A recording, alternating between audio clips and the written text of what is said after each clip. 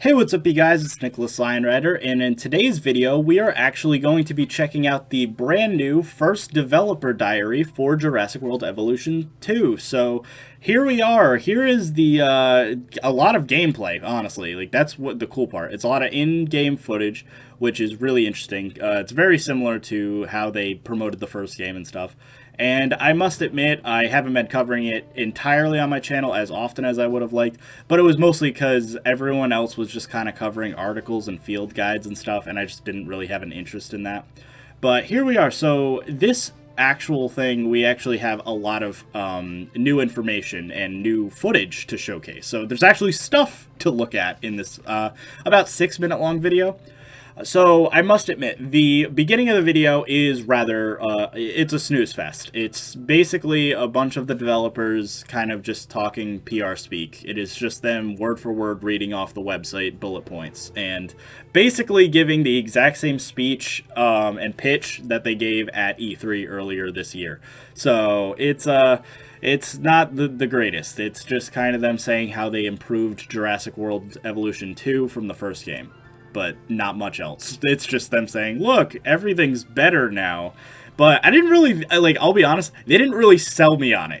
If I wasn't already hyped for the game, they didn't sell me on it by, like, describing it this way. They're like, yeah, we added a couple things. But the gameplay is what impressed me a lot more. So here we go. So here is the first in-game footage that we see, and it's of this kind of brand new desert map, which is really, really cool. So you have this new type of foliage with the saguaro cactuses. You get a great look at the stegosaurus. You can really see how detailed the dinosaurs are compared to the first game. The normal maps on them look amazing. And then we get to this wide shot, which is, it's also in the middle of a dust storm, which is a brand new type of, I guess, natural disaster that's going to be in the game. They did kind of mention that a little bit, that all of the different maps that you're going to be able to play on are going to have unique natural disasters. So it's not just, you know, hurricanes or whatever. You're going to have sandstorms and snowstorms, and I wouldn't be surprised if they had earthquakes or something. That could be cool. There's just a lot to take in here. So this is kind of a desert map. It looks really, really cool. I believe this could be a new type of aviary. I'm not positive. It could be something else, but it does vaguely look like the aviary that was in the first game. And I really like this design, so I really hope this is an aviary. It's hard to tell because you can't really make out if there's pterodactyls. It does look like it is a new aviary, though, because this little perch here does line up with, later in the video, they showcase off the pterodactyl enclosure with the other design. So this perch right here in this glass viewing does seem to line up with the ones that are right here. So there's the perch, there's the glass viewing. So this does appear to be a new aviary, which I will mention, if this is an aviary, I would assume the pterodactyls could fly right out, because these are really big gaps. But I always like this aesthetic a lot more compared to the weird glass modern bubble that they were doing later in the video. They show it off again. But I really like this map. A little boxy on the exhibits here, so, you know, they clearly didn't, you know, do that great of a job showcasing it. You get another good shot of the pseudo in the background of this guy. Looks really cool. I like how they use some of the screenshots in the background of some of these screenshots. So I want to back up a little bit, because right here, this little bit of footage is awesome. So this is like the ideal way to market your game. So you have a bunch of different types of dinosaurs. You have a Brachiosaurus. It looks like that's an Apatosaurus or Diplodocus. I'm not totally sure. It looks like it based off of the posing of it, but it could be something else. I have no idea. It could be the Amargasaurus just without the spikes on the back, though I doubt it. You have some Stegosaurus and a Triceratops, and then a bunch of new foliage. You have the aviary, which is that kind of modern bubble aesthetic that I was talking about, but you also have a lot of movement. So as you can see, you have the monorail coming through here and the gyrosphere all at once, and that's what's really, really cool looking about it. And so here is another up-close look at the aviaries, and I am a big fan of how they're doing aviaries in this game. So the first game, you had no customization. You'd plop down the aviary, spawn in the pterodactyls, and that was it. It looks like you can definitely modify the interior of these cages now, at least to some extent. Maybe not the perimeter, but you definitely have some kind of leeway with what you can do on the inside. And another thing is we get an up-close look at the pterodactyls, and I love the patterning. I love this kind of blue skull patterning around the pterodactyls, and the yellow looks really good with them. So I am a big, big fan of how that's looking. We have another little bit of look at some of the new fights. So I love the new fight animations with the Triceratops. That looks cool. Here's some Coelophysis. I love the patterning. I love the little stripe that goes through them. We have some new palm trees, so it's kind of like a southwestern United States thing, which makes me wonder we could be maybe seeing that coming over to Planet Zoo in the North America pack. We could probably be getting some North American, kind of, I don't know, like San Diego, Mexico type of plants or something. Since they're already doing them from JWE, I wouldn't be surprised if that would make sense. Let's see, here we go. This is really cool footage. So this showcase, I know a lot of people in the JWE community are like blown away by this. I'm not super impressed personally, but I know it's going to be a big thing. Pack hunting is going to be in the game, so the raptors and probably other pack animals, probably the compies and the Coelophysis and stuff, are going to be able to do pack hunting. So as you can see here, you have the raptors, and they're kind of circling around the Stegosaurus. In this shot, that is an awesome kill animation from the raptors. Everyone loves Velociraptors. That's just a thing. You know, how could you not love them? And I love the new patterning here. And again, there's so much new foliage and stuff to check out as a foliage guy. Like, I love looking at all the new plants and stuff that are in the background. So this is a weird aesthetic that I'm just not a fan of with the Jurassic World Evolution games. I don't like how they use real pictures of random actors or something, like random people for their, like scientists or a thing they're mentioning. Like there's a brand new type of I guess keeper that you can get, but I just never really like the real image of people look for stuff. I get it's to be consistent with, like, they're gonna have like Bryce Dallas Howard and Jeff Goldblum and stuff and have their actual pictures, but it just looks kind of like jarring. I feel like who are these people? Oh yes, I get to play with my favorite characters, Ian Malcolm, Claire Deering, and Joe Schmo. Like, I don't know, it's just really weird. Give me a sec, because we just saw a pretty in-depth look at one of the... So this is the taiga map, I believe. So it's kind of like, I guess, northern Oregon, I guess you could probably say. Maybe northern California look. Very mountainous. There's some redwood trees, stuff like that.